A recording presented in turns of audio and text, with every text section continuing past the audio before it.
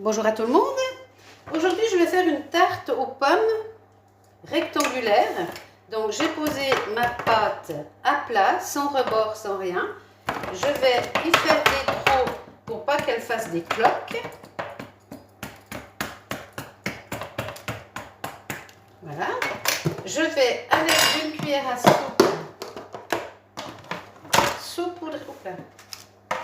saupoudrer un peu de sucre sur la pâte.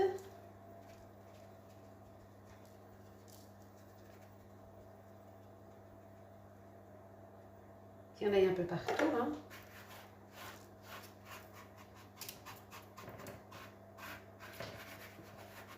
Voilà. Ensuite, j'ai coupé mes pommes, je les ai pelées et je les ai coupées en deux et je les ai évidées. Donc, on va couper nos pommes par demi et sans les séparer, hein, pour ensuite les poser sur la plaque comme j'ai déjà fait là. Hein. Voilà.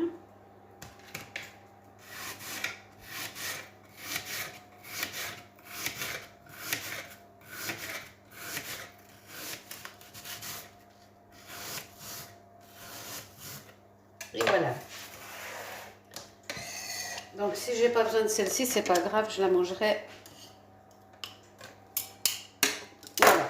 Donc maintenant, on va venir ranger nos pommes de façon à ce que ça fasse 6 parts que l'on coupera ensuite pour les manger. Donc, on va aller ranger nos pommes.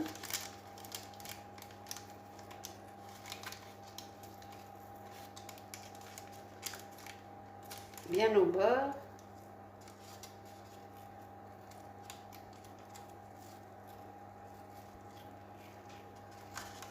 Voilà. Et ainsi de suite avec toutes les pommes.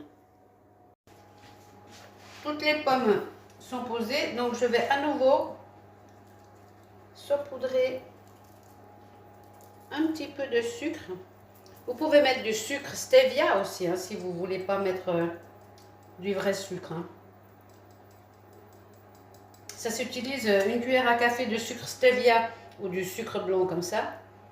C'est exactement la même quantité. Hein. Prenez l'équivalent.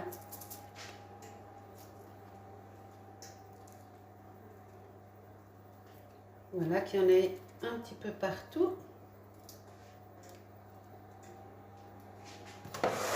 Voilà. Donc là, je vais les passer au four à 180 degrés. Oh, je pense qu'il faudra bien 40 minutes, hein, je vous redirai. Ça dépend des fours, ça. Hein.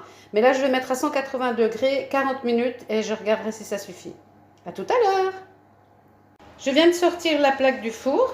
Donc, il m'a fallu en fin de compte 35 minutes. Hein. Comme je vous ai expliqué, ça dépend vraiment des fours. Hein. Il faut bien contrôler. Donc là, 35 minutes et tout est bien cuit. Donc, je vais la laisser refroidir et je la couperai ici et là, pour que ça fasse des parts. Donc là, il y a 6 parts en gros.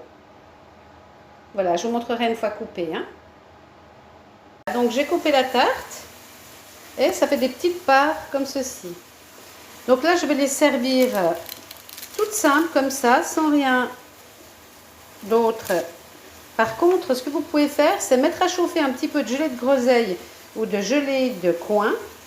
Et après, quand elle est fondue au pinceau, vous badigeonnez tout le dessus et vous laissez refroidir. Donc ça fera briller vraiment vos tartes comme en boulangerie-pâtisserie. C'est une astuce qu'une membre du groupe m'a donnée. Mais là, je ne vais pas le faire parce que ça va faire trop sucré. Voilà, ben, il n'y a plus qu'à dévorer maintenant. Bon appétit!